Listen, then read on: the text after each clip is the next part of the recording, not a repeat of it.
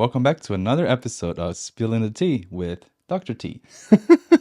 Every time I hear the name, it's so funny. I guess it's permanent. I guess it's permanent at season 2 or series 2 or whatever. The We haven't second figured block. out a name yet, so. Yeah, we're working on it. But for now, we'll keep spilling the tea with Dr. T. And Gabriel G. and Lava Lee. This is our mascot. Anyways, I'm super excited, as usual, to dive into another health related topic. One again that I get pretty commonly, as most of the patients that I see reporting for symptoms of low testosterone will also report that they have a difficult time increasing their muscle mass or gaining strength in the gym. I certainly have had a difficult time growing muscle my whole life until I was diagnosed with low testosterone. So I know how it feels and I know what it feels like to try many different things to sort of combat that problem. So I'm glad to have this time to talk about it. Have you ever had issues gaining muscle in the past? Yeah, for many years. I started working out when I was 16, 15 years old, and I had the same issue. I always wondered why I couldn't get muscle, why I couldn't look bigger. But this is definitely one of my favorite topics, Yeah. and I'm very excited to discuss with you today. Cool. Well, if you all out there have any additional questions, comments, or things that we talk about that you want us to go deeper into, leave us comments below and we will address those either on a future video or in the comment section. But Let's dive in. let's dive in. Let's do Yeah, it. excited. Yeah. All right. So, first and foremost, what is the definition of muscle growth? So, muscle growth or hypertrophy, which is basically the growth of any cell or cellular collection tissue, is a complicated physiological process, of course, in which the muscle cells grow and become more strong. And of course, we can think about all the various factors that are coming to mind when you think about that. So, diet, exercise, weightlifting are certainly going to play a major role here, genetics. But of course, most importantly, we have to consider the hormonal stimulation that is responsible for the majority of our muscle growth. So testosterone is going to be a major player here. Of course, it is the sex hormone mostly associated with the characteristics of the developing male. And all those things that impact, of course, our diet, exercise, and hormone production are ultimately going to impact our muscle growth as well. Of course, testosterone has a significant impact on our muscle mass, but also our fat distribution, our red blood cell production, our bone density, many other psychological and physiological aspects as well. And then we know that testosterone is a major player in protein synthesis, which is how these muscle cells become stronger and increase their size. Protein synthesis is basically the alignment of amino acids that are broken down from the food in our diet to create these long chains, which represent the ability for our body to create tension in our muscles and thus create strength and force. Hypertrophy. Yeah, it's basically the definition medically of the growth of a cell in their size. So hyperplasia is very similar. That's actually the growth of cells in number. So if it were to multiply, and then hypertrophy is an increase in the cell size. Oh, Latin. Oh, Latin and medicine. In Portuguese, hypertrophy is hipertrofia. Yeah. And I remember growing up when I was 15, 16 years old, there was this website in Brazil called Hipertrofia where I found all the information of workouts, diet. Ah, So a lot of the basics I learned on that website, that blog, sure. and I remember the name. So That's that's why funny. It comes back it comes around. back around. And there's definitely similarities in the Latin. So hypertrophy and hypertrophia. Hipertrofia. Right. We're always learning here. Is it there We're science, language, culture? all of it. All of it. My learning language skills are low, but over time they're developing. They are hyper. Hypertrophying. Yes. Exactly. So would you say that testosterone is the most important factor for developing muscle mass? Yeah, so I would say that certainly our hormones, specifically testosterone, is going to be the major player in how our muscles develop, grow, and it's really that stimulation that kind of jump starts the process where our muscles are able to increase their strength. And speaking of the T, why testosterone is so important? So again, testosterone is a sex hormone that is mostly involved with the development of male sexual characteristics. It's also called an androgen, and testosterone is going to have the most impact on stimulating muscle cells to increase their size by increasing protein synthesis. Of course, that is the sort of formula that allows the muscle cell to grow. And believe it or not, most of the time, our muscle cells are not going to duplicate themselves or do hyperplasia, which can increase, of course, the amount of cells present. So testosterone is not increasing how many muscle cells are there, it's increasing the actual activity inside that cell, allowing it to Oh, grow. So when we think of our muscle cells growing and shrinking, it's actually that same cell. Of course, collection of cells that are increasing and decreasing in size in comparison to things like our red blood cells, which are constantly increasing in number. Our muscle cells pretty much stay the same number wow. over time. And of course, again, testosterone is going to be important with many different factors in the body, as well as our energy levels, our motivation, a lot of things that come into your physical fitness. But ultimately, their role in stimulation of those muscle cells to grow in size is going to be their most important factor in regards to muscle strength. There is a lot of clinical data and a lot of studies that have been done to correlate testosterone values and muscle mass percentage. And what we see is those that have a higher or optimal testosterone value are oftentimes going to also have higher amounts of muscle mass in the body percentage. And when we see patients that have a deficiency in testosterone on the lower side, of course, the contrary, we're going to see that they have less muscle mass. Interesting. So muscle mass cells, they don't multiply, they get Right. bigger. Exactly. Exactly. And there Interesting. are some different cells that are there and present, sort of checking out the muscle cells. Sometimes some die, and sometimes occasionally they'll be sort of reproduced. But that's not the general idea of how muscle expands in its size. It doesn't grow in regards to numbers, it just grows in regards to size. So refresh your memory. What are some factors that influence our testosterone levels? Right. So, of course, there are many different factors that can impact your testosterone production. The most important being lifestyle factors, because those are things that we can change and adjust. Think of your diet. We want a diet high in zinc and vitamin D, omega-3 fatty acids. Think of how active you are. So, the more physical activity or the frequency of exercise, the more likely you're going to have optimal testosterone production. We also want to be considerate of any medications or supplements which could be damaging the normal production. We also think about sedentary lifestyles. So those that have a less active lifestyle, maybe they're sitting around more often or eating more processed foods, foods that come out of a bag or have multiple ingredients, can increase the risk that your testosterone production will be damaged as well, or that you'll have a testosterone deficiency. In regards to diet as well, there is clinical data that says if you have a high protein consumption, Mm. and of course, there are limits there, but higher protein consumption in general is going to help you have more amino acids to further build on your protein, and it can also help you have optimal testosterone values. It's also important to have essential fatty acids like those omega 3s and omega 6s, but in general, a diet high in protein is going to support healthy testosterone production. And in the contrary, one of the biggest components that can damage our testosterone production is actually stress. So, Mm. stress, of course, is going to release all types of hormones and chemicals throughout the body. The most important and the most sort of dangerous to our testosterone production is going to be cortisol, which we talked about in a previous episode. So, cortisol comes back. Of course, what we know about this stress hormone is it can impact the release of LH and FSH, luteinizing hormone and follicular stimulating hormone, both of those which come from the pituitary gland and stimulate your testes to make more testosterone. So cortisol can impact that stimulation and thus result in us having less testosterone produced. So managing stress, having a good diet, exercising frequently, all these things are things we can do at home that can help support a healthy testosterone production. And why do you say there's a limit in the protein consumption?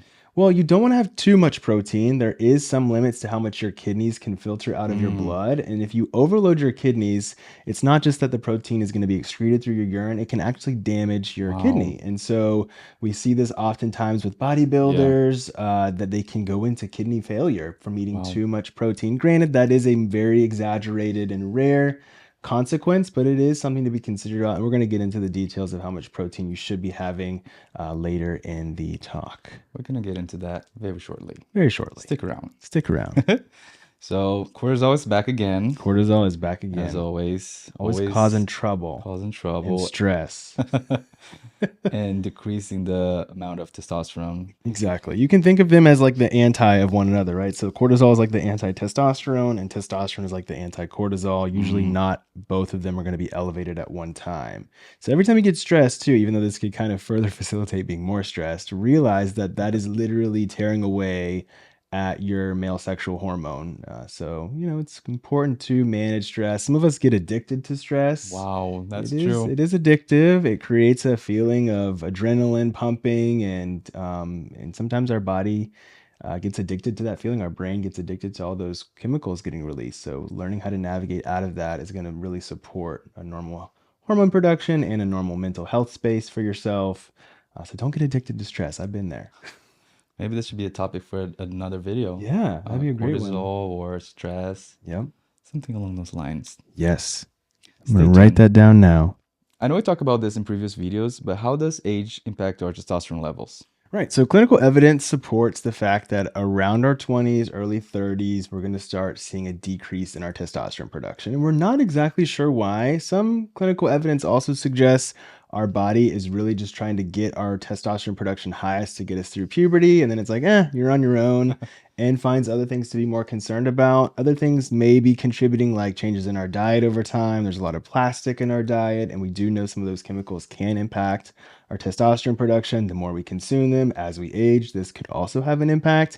But in general, what we know is that as we age, it's more likely our testosterone levels will continue to decrease. And so there are things you can do to combat that. It's not a life sentence. You can work on those lifestyle factors. And then, of course, if you're experiencing symptoms of low testosterone, talk to a doctor about those symptoms, get yourself screened. There are medication options, testosterone replacement therapy, that you can take to improve those symptoms. But in general, the older we get, the less likely our testosterone is going to be on that higher range. There's no way to avoid it.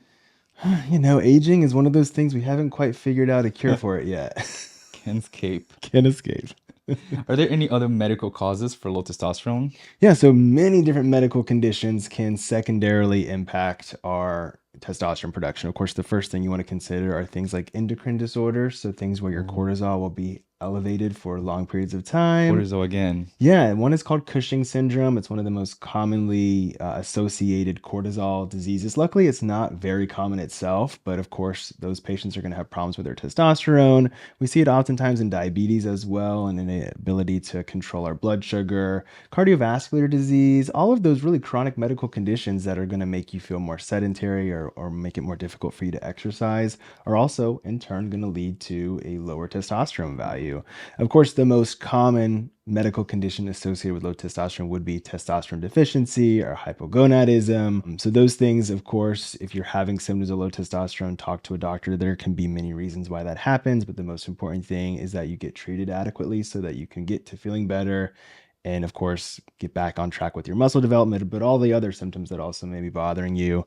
So there's many different medical conditions that can result in testosterone issues and poor muscle growth. So talk to your doctor if you're experiencing these concerns, so they can help navigate you through whatever medical condition that you already have that could be contributing to this, or if you're experiencing a new medical condition that hasn't been diagnosed yet. So, what are some dietary recommendations to avoid low testosterone levels? Right. So dietary goals that will help you avoid both low testosterone and a difficult time increasing your muscle mass. You want to make sure you have plenty of protein, but not too much. So what we do know is that clinical evidence shows that the recommended amount of protein for the average person should be about 1.6 to 2.2 grams per kilogram of body weight. And of course, that's still a range, and you want to talk to your doctor and make sure that things are going well for you with that value. But in general, that's a good amount of protein to allow for you to have a optimal testosterone production and avoid any damage to your kidneys. And we do also know that having the vital nutrients for adequate testosterone production, zinc, vitamin D, omega-3 fatty acids, is really beneficial.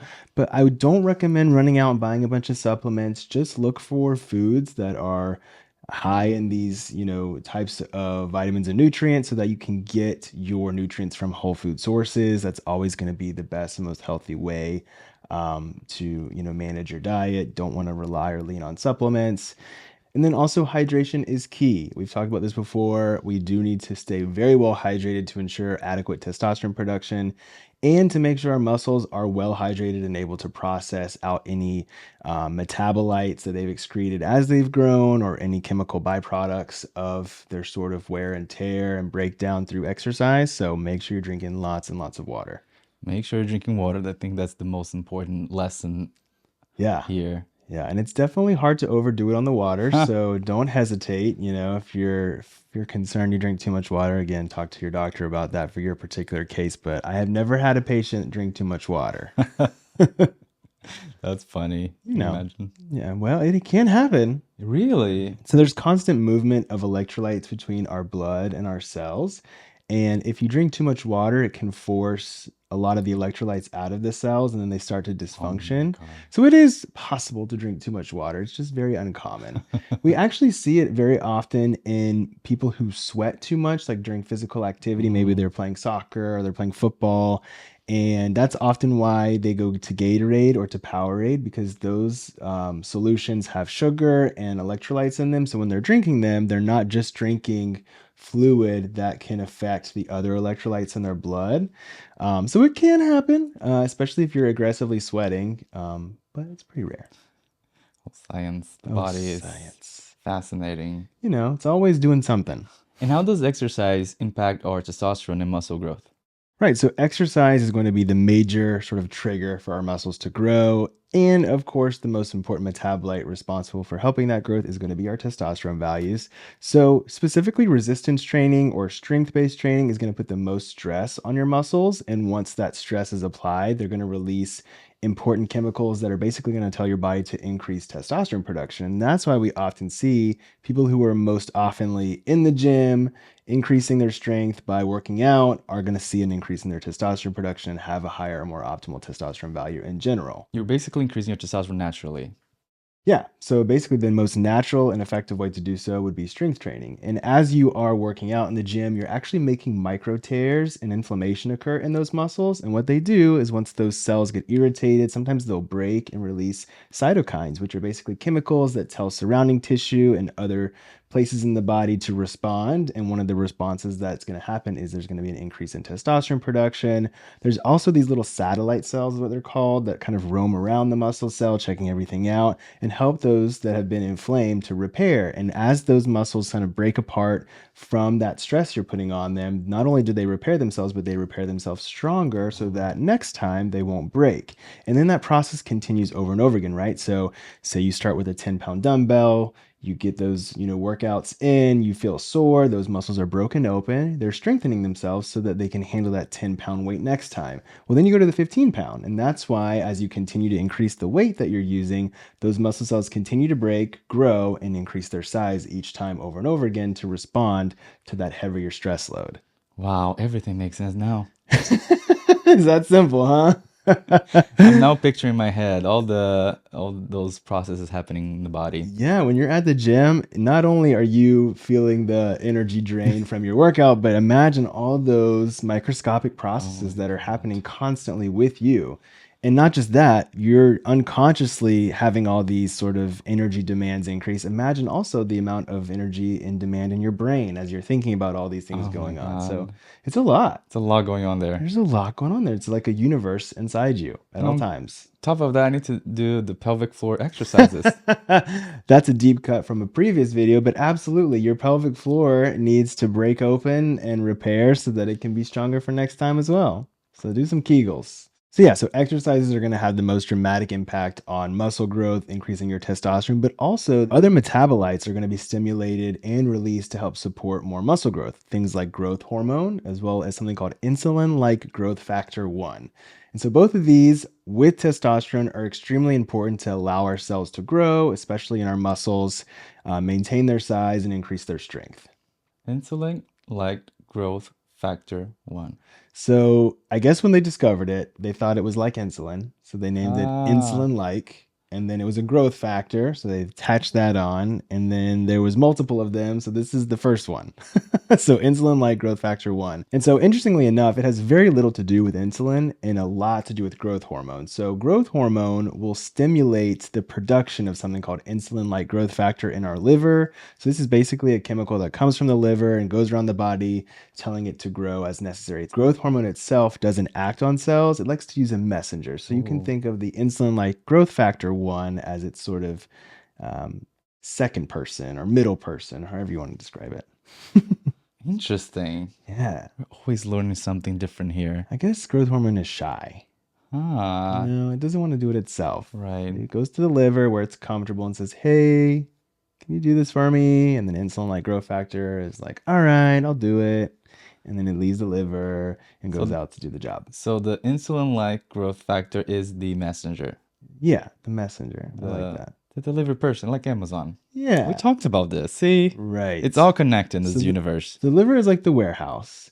The order is made by growth hormone. So growth hormone goes to the warehouse and says, "Hey, this is what I need to do." And then the warehouse releases insulin like growth factor 1, which goes to the muscle cell to complete the job. That makes sense. Kinda.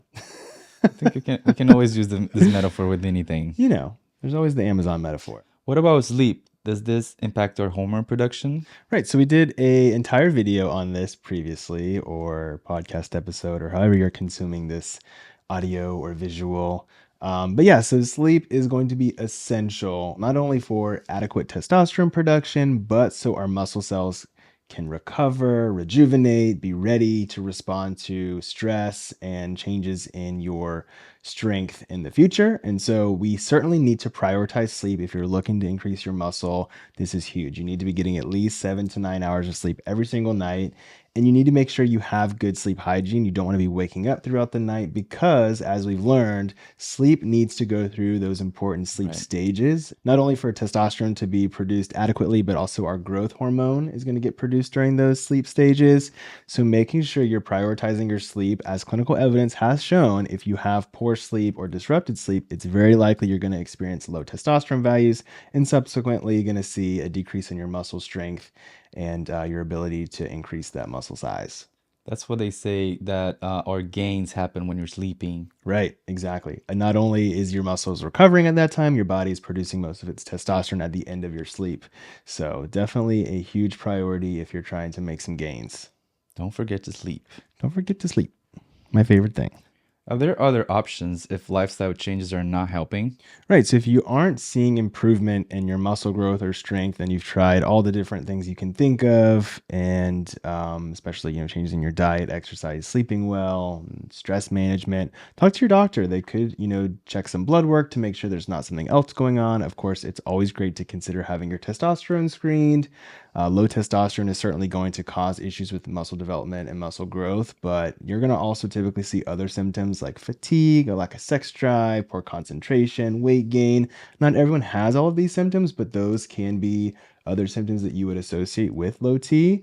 And then, of course, there could be, a metabolic concern, some sort of dietary deficiency that your doctor may be able to pick up on after reviewing your lab work. So, yeah, talk to your medical provider if you're stuck.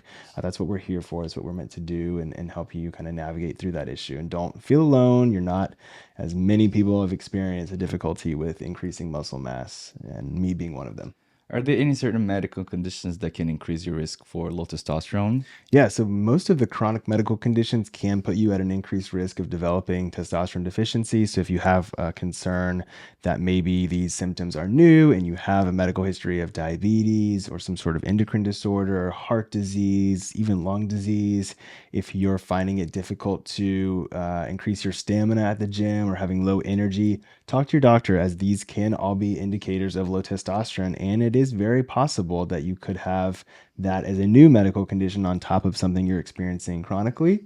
So yeah, again, getting your lab screened and making sure that testosterone deficiency is not an issue for you is always going to be something to consider if you're struggling to increase your muscle mass or strength in the gym. Other than testosterone, are there any other hormones that are important for muscle growth? Yeah, so of course, we know testosterone is the most important in regards to muscle growth, maintaining muscle size and strength. But other hormones that we've previously discussed, like growth hormone and insulin like growth factor 1, Both of these play a major role in our testosterone production as well as our muscle growth. So it's all sort of linked. And what's interesting enough, all the things that can help to support a healthy testosterone production can also help to support an adequate growth hormone production and that insulin like growth factor 1. So, again, working on your diet, exercise, proper sleep hygiene, making sure you're not stressed. And if you are finding ways to navigate out of that, is not only going to help with your muscle growth, but it's also going to help to ensure you're having adequate hormone production, not just testosterone, but also growth hormone and that insulin like growth factor. Again, all these things are intertwined. I think this is I don't even know how many videos we've brought into the fact that diet, exercise, and sleep are so essential. And because the average lifestyle that we all live makes it really difficult to balance those things, it's hard to realize how important they are because we have so many other priorities. And diet and exercise are not a priority for everyone. And I don't think that it's important to pressure someone. It's really about trying to navigate what's important to you. And if these symptoms are bothering you and that's something that you can change, maybe it's worth giving it a shot. So, again, this isn't to pressure you, but again, these things do continue to come up in themes over this podcast as being really important to help getting to feel better. And so, something to consider. Diet, exercise, sleep, and sex, Yeah. as we learned in a previous episode. Exactly. I mean, that one I think people are more into making sure they get enough of, but I could be wrong. Seems to be the most fun out of the list there.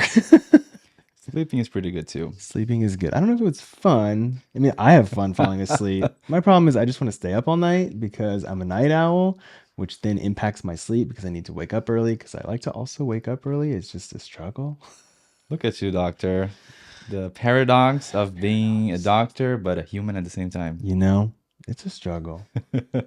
So, how is growth hormone involved in muscle growth? Right. So again, it's very important that we get adequate sleep, as the sleep stages are where our important and vital hormones like growth hormone are released. That growth hormone is going to go to the liver as well as other tissues in the body and stimulate the release of something called insulin like growth factor 1. And insulin like growth factor 1 acts very similarly to testosterone. So both of those together are going to stimulate muscle cells to grow. We also know this hormone, of course, is involved in growing. So we see it peak at puberty. Also, some children who have a deficiency in the amount of time that is passing and they're not growing, sometimes they'll see their doctor and get prescribed growth hormone.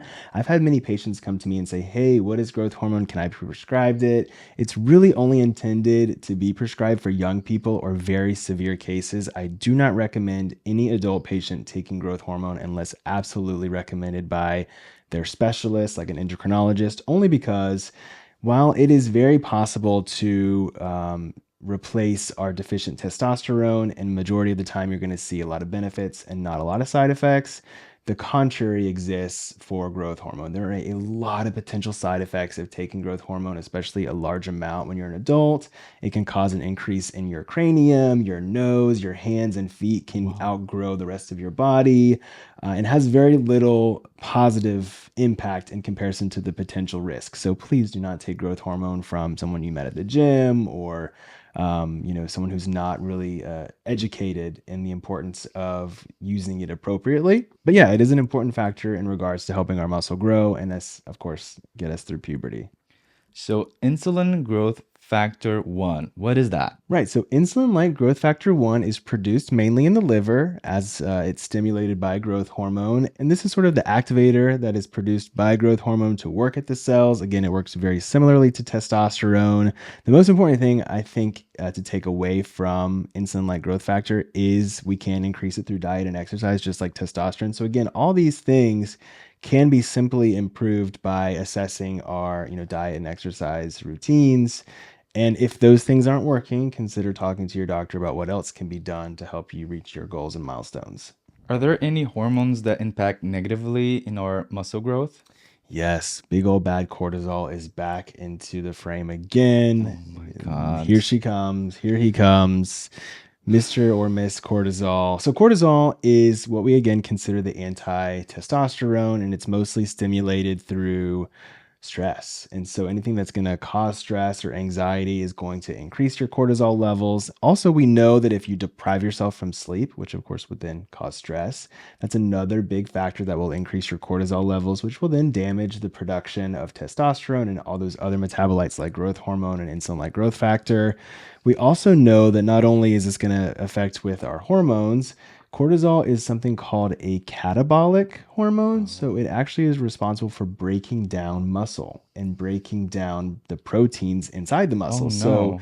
if your cortisol remains elevated, it can actually have a negative effect on the growth of your specific muscle cells, making them break apart. And then your body uses that muscle for fuel. And this is often why when we see patients that have a clinical diagnosis of Cushing syndrome, where they have too much cortisol, they have a lot of wasting in their muscle and a lot of fat deposit in their abdomen. They even have a hump typically behind their neck of fat that's been deposited there. So cortisol will increase your fat and decrease your muscle. So your body's using more muscle for fuel and storing fat for later. So really difficult, disease to navigate through, and a difficult condition. But what we can do for those of us who don't have Cushing syndrome, we can try to navigate through stress and work on mindfulness, meditation, anything that's going to help to reduce our stress will thus reduce our cortisol. Why do we need cortisol? So, cortisol is meant to be a short term released hormone that helps you after a traumatic scenario. An example. So, if you're running from a lion or a tiger or a bear for hopefully not too long, you're going to have a spike of adrenaline, and adrenaline is going to make your body go haywire, right? Your heart's going to be pumping, your blood's going to be pumping, every important process going on, like your testosterone production, all these things that are not emergent are going to stop. And after that, your body's probably going to have some inflammation some places, right? Your muscles are going to be sore. Your body's going to be sore. Your organs are going to be in shock from the trauma of trying to flee from a lion, bear, tiger.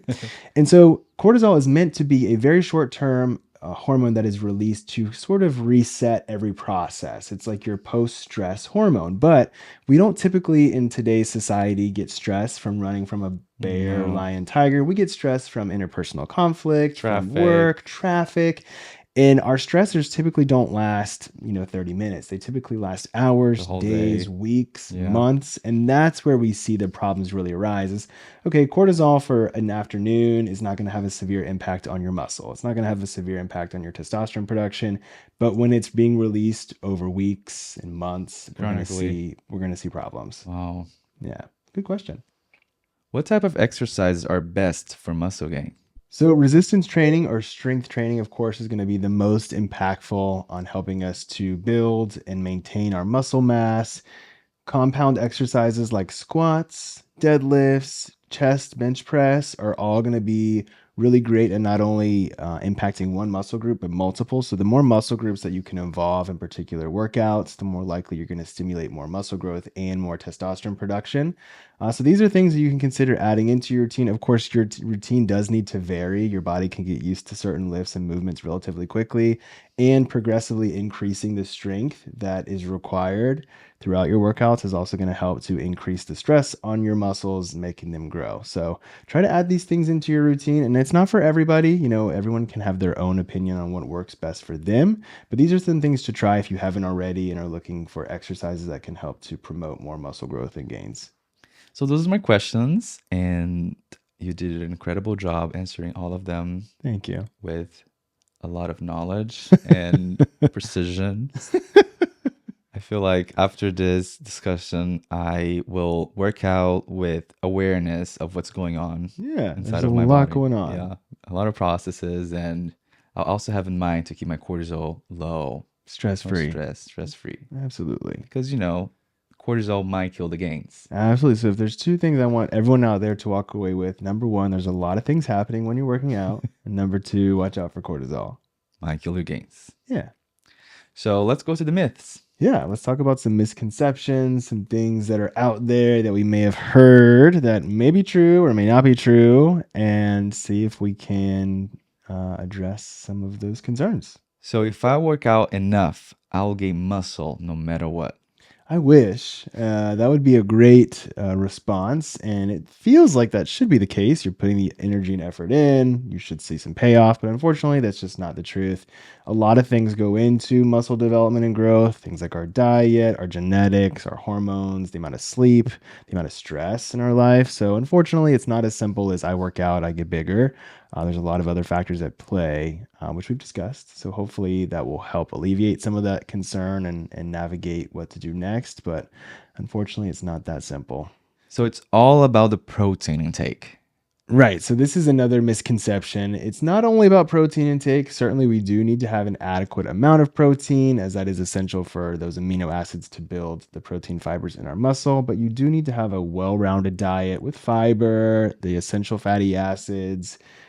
Green leafy vegetables, fruit are also going to be key to providing those essential nutrients for not only your testosterone production, but so your muscles can recover and grow. So, no, it's not just a protein only diet. You do need to have a well rounded diet in order to see the benefits you're looking for. Supplements can replace a balanced diet.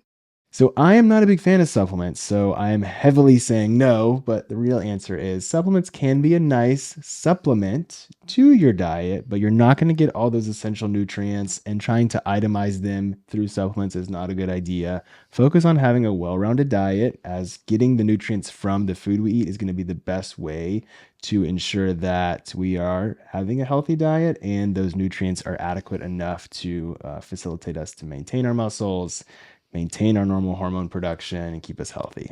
Muscle soreness equals muscle growth. Yeah, so this is a big myth, because for those of us out there who've had prolonged soreness before, it's like, oh, yes, that means my muscles are growing. Yes.